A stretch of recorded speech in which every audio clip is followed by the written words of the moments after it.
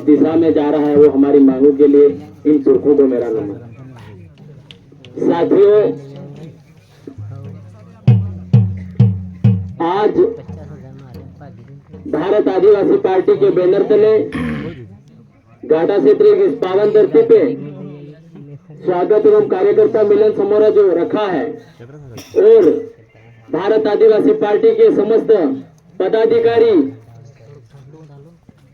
साथ ही आदिवासी समुदाय के समस्त गणगोत्र से पधारे मेरे वडील, काका, बाबा, युवा साथी और सामाजिक विंग के समस्त पदाधिकारी, पुलिस प्रशासन विभाग, आप सभी को मेरा हार्दिक जोहार और अभिनंदन करता हूं। और साथ ही डूंगरपुर से पधारे हमारे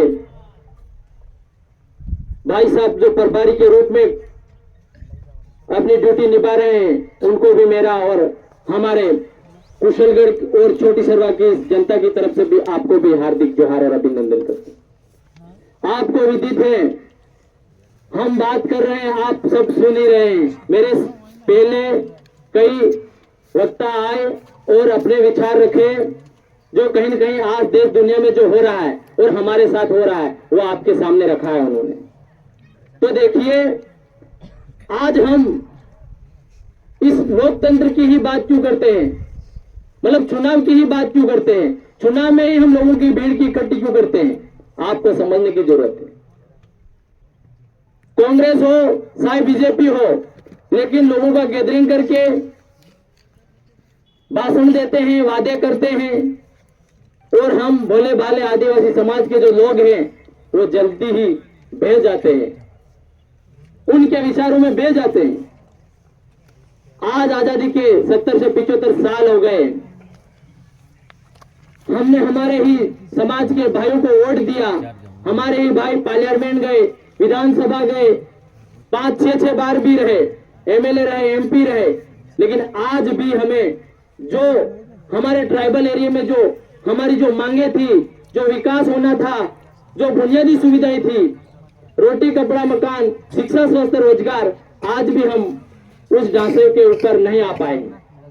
तो हमें यह भारत आदिवासी पार्टी की जरूरत क्यों पड़ी, आपको विदित है। इतने सालों से जब हमने साथ दिया, उसके बाद भी हमारी कंडीशन वही रही, तो इसलिए हमको हमारे समाज की जाजम से जो भारत आदिवासी पार्टी का आगाज हुआ और यह पार्टी हमारे समाज के इस सिस्टम को सही करेगी, सर्व समाज के सिस्टम को सही करेगी। जो कैसे करेगी, इस भारत आदिवासी पार्टी के बैनर तले हम लोकतंत्र के अंदर प्रवेश करेंगे और हम इस लोकतंत्र के जरिए ही हम हमारी सुविधाओं को, हमारे विकास को, हमारे रोजगार को पा सकते हैं। क्योंकि हम इतने सालों से उनको वोट कर रहे थे, पावर तो वो लेके बैठे थे, सिर्फ हमको सेब, दारू, बीड़ी और पोटली में ही खुश कर देते थे और वोट लेके काम कर रहे थे। तो साथियों, आपके बीच में आज हमारे 84 के एमएलए दादा राजकुमार जी रोत, जो कि बांसवाड़ा डूंगरपुर लोकसभा के प्रत्याशी घोषित कर दिए गए हैं, जो कि आदिवासी समाज की जाजम से तय हुआ है उनका टिकट। और जब आप देखिए, जब समाज की जाजम से टिकट तय होता है तो हमारी भी जिम्मेदारी बनती है, आपकी जिम्मेदारी भी बनती है कि उनको कहां भेजा जाए, दिल्ली में भेजा जाए। कि अभी आपको पता है, दादा ने एक कार्यकाल बिताया विधानसभा के रूप में, विधायक के रूप में राजस्थान सरकार में, 200 एमएलए में टॉप 1 और 2 में काम किया है। तो उनकी कहीं न कहीं जो रणनीति है, काम करने का तरीका है, लोगों से जो मिलनसार है, उनकी लोकप्रियता, उनका व्यक्तित्व है, कहीं न कहीं वो बहुत ही प्रभावशाली है, वो हमें प्रभावित करता है। और उसी प्रभावित से और आज आप देख रहे हो, दादा ने आदिवासियों के लिए कितने जो कानून थे हमारे लिए बने हुए, उनको विधानसभा में जाके उजागर किए और वो आज आप सब लोग देख रहे हैं। और पहला अभी जो विधानसभा चुनाव थे तदाड़ हूं कही रहा था कांग्रेस बीजेपी वाला, 8 रुपया लीधा एलके ने, देख जो आज जीते हुए ने, पर देखा आपने एक इतिहास बनाया पूरे राजस्थान के अंदर, बहुत ही हायर वोटों से जीते वो, 69,000 वोटों से लीड लेके जीते और राजस्थान में दूसरे नंबर पे हो। जबकि जो सीएम बना वो भी इतने हायर वोट नहीं लाया है। तो कहीं न कहीं जनता का प्यार था, लगाव था, एक विकास पुरुष था, भले केंद्र में किसी की भी सरकार हो, राज्य में किसी भी सरकार हो, हमें कोई लेना देना नहीं। लेकिन जो प्रत्यक्ष से, जो अभी दादा ने बोला कि संविधान में जो 12 अनुसूचियां उसमें से 2 अनुसूचियां हैं, वो हमारी प्रत्यक्ष से हमारे आदिवासियों की है, वो धरातल पे लागू होनी चाहिए। तब जाके हम आदिवासी फलेंगे फूलेंगे, विकास होगा, नौकरी मिलेगी, पैसा मिलेगा। लेकिन आज भी आप देखते हो टीएससी ट्राइबल एडवाइजरी जो कमेटी होती है, उसमें भी जो हमारे आदिवासी एमएलए होते हैं वही उसके अध्यक्ष होते हैं। लेकिन हमारे ही एमएलए ने राज किया और वो आज कुर्सी का पद किसको दे रखा है? उसका चेयरमैन का पद है, उसका आदिवासी एसटी एमएलए होना चाहिए उसका अध्यक्ष, लेकिन आज उसका सीएम को दे रखा। क्यों? क्योंकि उन लोगों ने गुलामी करी। कांग्रेस और बीजेपी के जितने भी लोग हमारे आज गुलामी करके ही बैठे। और आज आप देखिए, आपके सामने भी जब यहाँ पे आए महेंद्रजीत सिंह मालवीय जी का भी देख लो, और भी ऐसे कई सारे नेता है देश के अंदर जो पाला चेंज कर रहे हैं। जमाना गया वो जो जनता ना समझती तो वोट कर देती थी, भीड़ में कहते थे इसको वोट करना, दे देते थे। लेकिन आज आपको जागरूक होने की जरूरत है। जब एक नेता खा खा के जब भूल गया है तो पार्टी बदल रहा है, तो आपको समझना है कि हमारे हित के लिए पार्टी कौन सी है।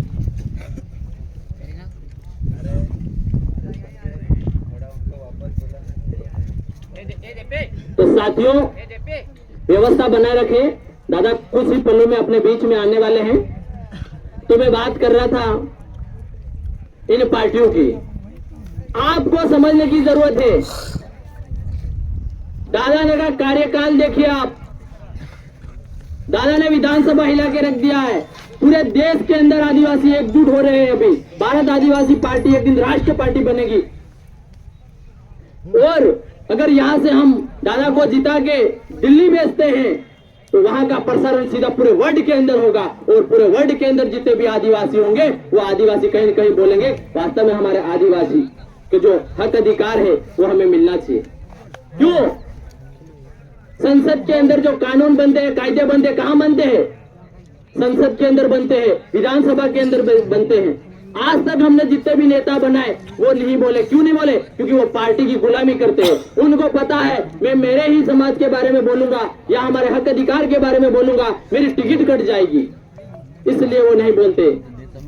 तो आज हमको बेझिझक संविधान के ज्ञाता आदिवासियों के मसीह के रूप में हमारे राजकुमार जी रोहत दादा को जिताना है। गेडिया के निशान पे भारी बहुमतों से विजय बनाना है। और आप निश्चिंत रहिए, भले लोग कह रहे हैं इसकी टक्कर करने के लिए मालवीय पाला चेंज करके मोदी आ जाए या मालवीय आ जाए कोई फर्क पड़ने वाला नहीं है। अब आदिवासी जाग चुके हैं भैया।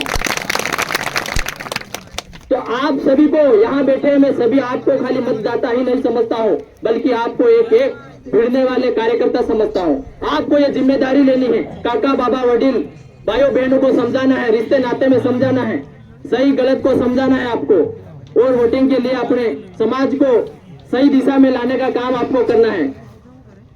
तो कहीं न कहीं हमारे आदिवासियों का उत्थान होगा, विकास होगा, हमारा खुद का विकास होगा, हमारे अधिकार मिलेंगे, नौकरियां लगेंगे लोग। आज आप देखिए कांग्रेस और बीजेपी का राजस्थान सरकार के अंदर भी देखिए पेपर का जो पिछला बीत गया है 2000 जो साथियों व्यवस्था बनाए रखे प्लीज। आप उधर ना जाइए, आवश्यकता से ज्यादा उधर ना जाइए प्लीज। बेटिए आप खुद आने वाले हैं, दादा अपने ही बीच में आएंगे। तो साथियों मेरी यही विनती है, उम्मीद है, अपेक्षाएं हैं, आकांक्षाएं हैं आपसे कि आप इस बार जी जान लगाकर डोर टू डोर वर्क करें और भारत आदिवासी पार्टी की आवाज को दिल्ली तक पहुंचाए, और सदियों से हमारा शोषण अत्याचार हो रहा है उससे कहीं न कहीं मुक्ति पाए। यही अब हमारे लिए हथियार बचा है, वरना लोग तो धर्मों के नाम पे राजनीति कर रहे हैं। तो हम हमारे समाज का जो रिजर्वेशन है उसके ऊपर राजनीति करें तो कौन सी गलती है हमारी? आप खुद इस बात को समझ जाइए। तुम्हें ज्यादा बातें ना करते हुए और भी आगे वक्ता है, और दादा भी आएंगे, उनके साथ भी कुछ वक्ता है, वो भी अपने विचार रखेंगे।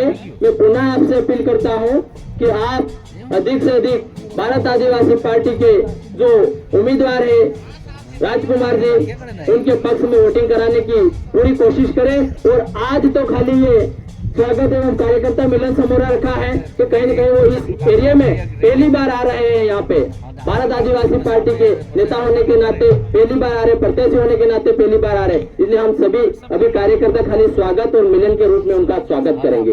उसके बाद आगे और डिसाइड करेंगे कि इनका नामांकन हो जाता है, उसके बाद आप चाहेंगे कार्यकर्ता सभी इस कुशलगढ़ मतलब छोटी सरवा ब्लॉक के अंदर अलग से बड़ी मीटिंग और सभा आयोजित कराना, वो भी करवा लेंगे, लेकिन ये सब कब अपनी सबकी मेहनत की बदौलत हो पाएगी।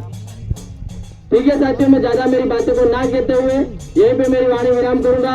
जय जोहार, जय आदिवासी, जय भील प्रदेश, आप सबकी जय।